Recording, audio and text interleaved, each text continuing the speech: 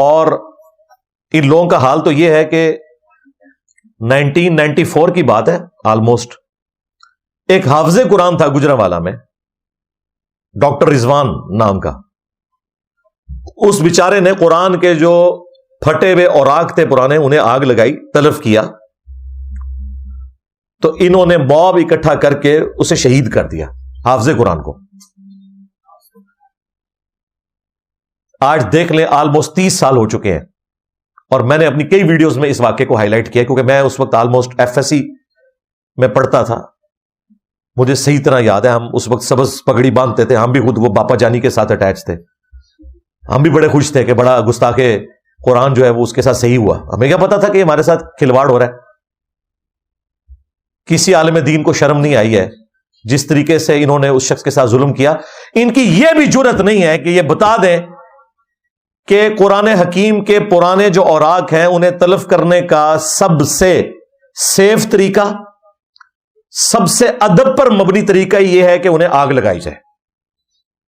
صحیح بخاری میں لکھا ہوا ہے حضرت عثمان غنی رضی اللہ تعالیٰ عنہ نے قرآن حکیم کے وہ نسخے جن کی وجہ سے قرات کا اختلاف ہو رہا تھا، اگرچہ وہ قرآن کے نسخے تھے، اب تو سعودیہ نے وہ 7 کی 7 قرات جو ہیں وہ آفیشلی PDF بھی ان کے چڑھا دی ہیں.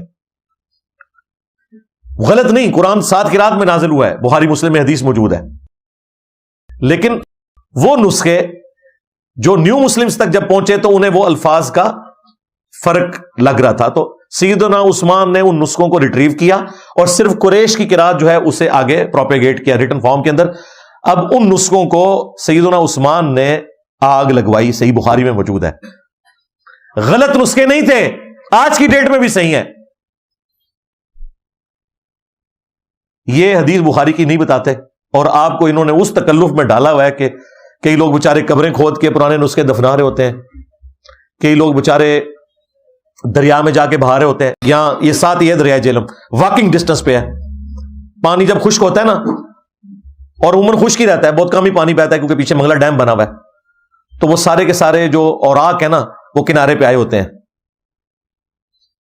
بے ادبی ہو رہی ہوتی ہے. اگر پانی میں بھی بہانا ہے تو اس کا طریقہ یہ ہے کہ کسی بوری میں بند کر کے اس میں کوئی بھاری پتھر رکھیں اور اس کا منہ اوپر سے بند کر کے کشتی کے ذریعے جا کے نا ڈیپ واٹر میں اسے پھینکے تاکہ وہ پیندے میں بیٹھ جائے. اگر پل سے نیچے گرائیں گے تو پانی پہ لگتے ہی پھٹ جائے گا، پھر سارے اوراق بکھر جائیں گے.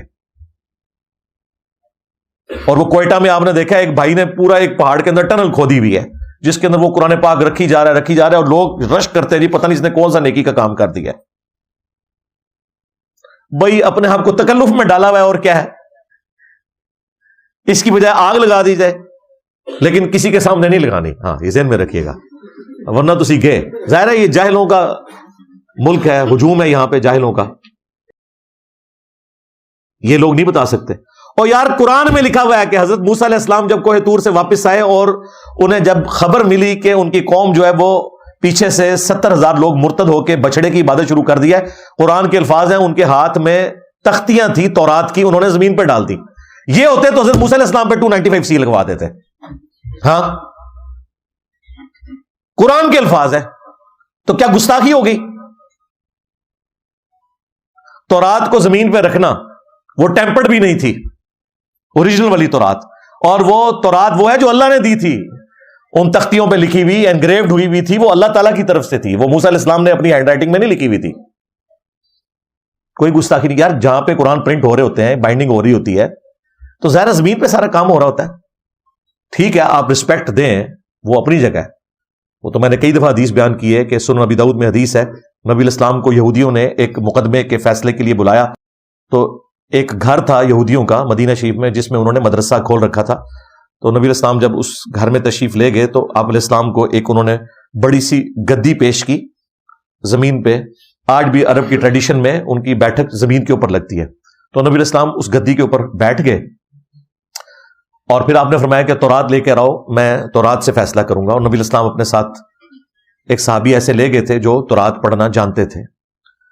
تو جب تورات سامنے لائی گئی تو نبی علیہ السلام نے اپنی پیٹھ کے نیچے سے وہ گدی نکال کے سامنے رکھی اور تورات اس پہ رکھی اور 7 الفاظ بولے کہ میں ایمان لایا اس کتاب پر اور اس کے نازل کرنے والے پر. حالانکہ وہ ٹیمپرڈ تورات تھی، پھر بھی نبی علیہ السلام نے اسے رسپیکٹ دی.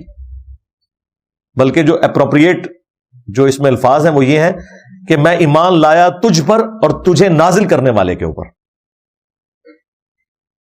تو یہ رسپیکٹ اپنی جگہ ہے. ویسے ہی یہاں کے مسلمان ہوتے ہیں تو وہ گدی بھی نہ نکالنے دیتے, کیونکہ آپ نے دیکھا کہ ہمارے جو یہ پنجاب میں تو یہ بوڑھیاں تکیے پہ نہیں بیٹھنے دیتی ہیں, کیونکہ ہم نے اس پہ قرآن رکھ کے پڑھنا ہوتا ہے. تو نبی علیہ السلام تو بیٹھے ہوئے تھے, تو آپ نے اپنی پیٹھ کے نیچے سے نکال کے اس کے پہ کتاب رکھی ہے, تو گستاخی تو نہیں ہوگی. رسپیکٹ اپنی جگہ ہے. لیکن اگر کوئی زمین پہ بھی رکھتا ہے, آپ گستاخی کا فتویٰ کیسے لگا سکتے ہیں اس کے اوپر؟ ورنہ قرآن کھولیں اور پھر لگائیں فتویٰ. پھر سیدنا موسیٰ کے اوپر خالی فتویٰ نہیں لگے گا, ہاں قرآن کے اوپر بھی فتویٰ لگے گا.